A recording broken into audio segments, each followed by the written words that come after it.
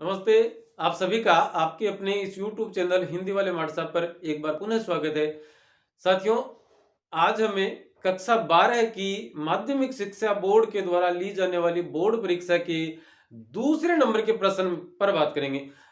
आपने यदि इस मॉडल पेपर का या ब्लूप्रिंट का और मैं कहूँ प्रश्नवार विश्लेषण का वीडियो देखा है तो बहुत अच्छा है, नहीं देखा तो इसके कमेंट बॉक्स में आपको और उस वीडियो का लिंक मिल जाएगा, आप उससे अवश्य देखें। एक-एक प्रश्न को वहां पर पोस्टमार्टम किया गया है, बताया गया है कि कहां से किस प्रकार का प्रश्न हमसे किए जाने वाले हैं।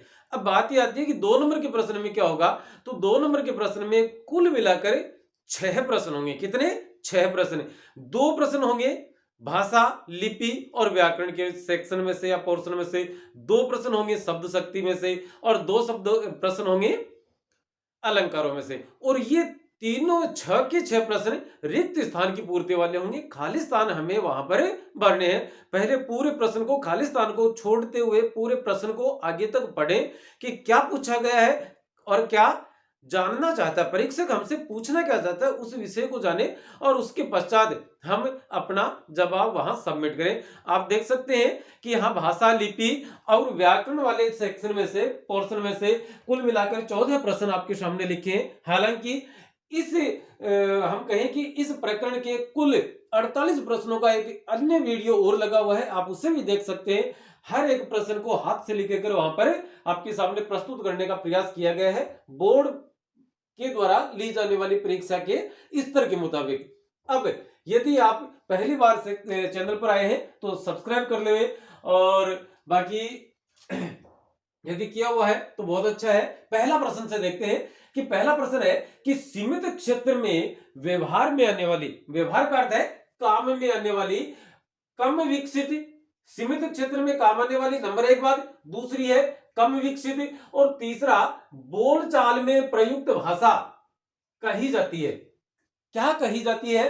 तो हमारे सामने 3 विकल्प आते हैं, बोली, विभाषा और भाषा। तो यहां पर उसे बोली कहा जाता है। नंबर 2 का प्रश्न है कि हिंदी, नेपाली, मराठी, प्राकृत व संस्कृत भाषा लिपि में लिखी जाती है। तो यहां देखिएगा हिंदी और संस्कृत ये दोनों भाषाएं आप लिखते पढ़ते आ रहे हैं लगातार और इन दोनों भाषाओं की लिपि एक ही है, अर्थात तो दोनों एक ही जैसे वर्णों से लिखी जाती है।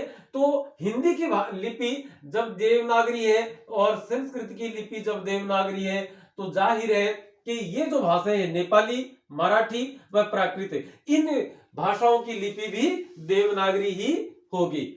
3 नंबर का प्रश्न है खालिस्तान और खालिस्तान भाषा के 2 रूप माने जाते हैं। तो 2 रूप भाषा के कौन कौन से माने जाते हैं? मौखिक और लिखित। मौखिक और लिखित किसी भी भाषा के 2 रूप माने जाते हैं। अगला प्रश्न है भाषा के इस रूप द्वारा समाज की सभ्यता, समाज की सभ्यता, समाज की संस्कृति व समाज का इतिहास सुरक्षित रहता है। भाषा के किस रूप द्वारा? तो भाषा का आप देख सकते हैं भाषा के 2 रूप है, मौखिक और लिखित। तो मौखिक रूप से तो आप समझ सकते हैं कि इतिहास इतने लंबे समय तक सुरक्षित नहीं रखा जा सकता, सभ्यता लंबे समय तक सुरक्षित नहीं रखी जा सकती, संस्कृति नहीं रखी जा सकती। तो भाषा के लिखित रूप द्वारा समाज की सभ्यता, संस्कृति व इतिहास सुरक्षित रखा जाता है। व्यक्त वाणी के रूप, जिसकी व्यक्त वाणी के रूप में, सॉरी यहां में है, में जिसकी अभिव्यक्ति होती है, वाणी व्यक्त वाणी मतलब बोली गई, उसे हमें क्या कहते हैं? उसे हमें भाषा कहते हैं। भाषा की एक परिभाषा और भी है कि जब मनुष्य अपने मन के विचारों को प्रकट करने के लिए जिन ध्वनि संकेतों का प्रयोग करता है उन्हें भाषा कहा जाता है। भाषा के द्वारा अनुशासित होती है। भाषा पर किसका अनुशासन होता है? भाषा किसके नियमों के आधार पर काम करती है? तो भाषा व्याकरण के द्वारा अनुशासित होती है। या नियम, किसी भाषा के नियमों का जो शास्त्र है उस शास्त्र को ही क्या कहा जाता है? व्याकरण कहा जाता है। भाषा की सबसे छोटी इकाई होती है इनके टुकड़े नहीं किए जा सकते। तो भाषा की सबसे छोटी इकाई क्या होती है? वर्ण होती है। भाषा की सबसे छोटी इकाई वर्ण होती है, इनके टुकड़े नहीं किए जा सकते। वर्णों के सार्थक एवं व्यवस्थित समूह को शब्द कहते हैं।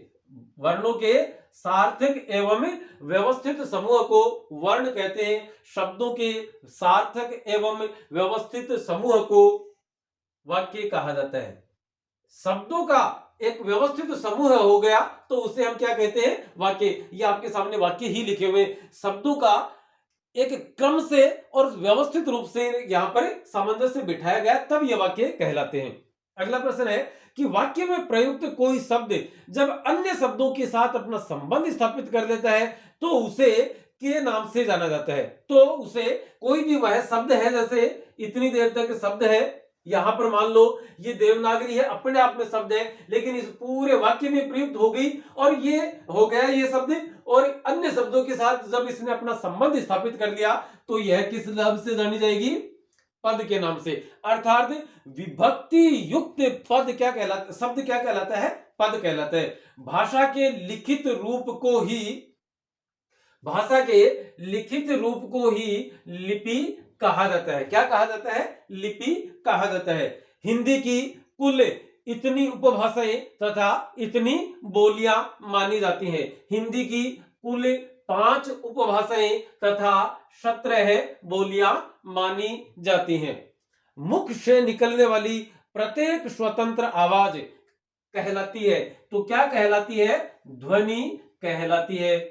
भाषा की इकाई के द्वारा या भाषा की इस इकाई द्वारा वक्ता का पूर्ण मंतव्य स्पष्ट होता है। देखिए भाषा में 2-3 चीजें हैं। एक तो वर्ण होते हैं, उसके बाद में शब्द होते हैं, और उसके बाद में जैसे पद हम माने तो पद और शब्द वैसे देखा जाए तो एक ही है, और एक होते हैं वाक्य। अब बताइए, क्या वर्णों के माध्यम से सिर्फ वर्ण का उच्चारण करके आप किसी आपकी मन की बात जाहिर कर सकते हैं?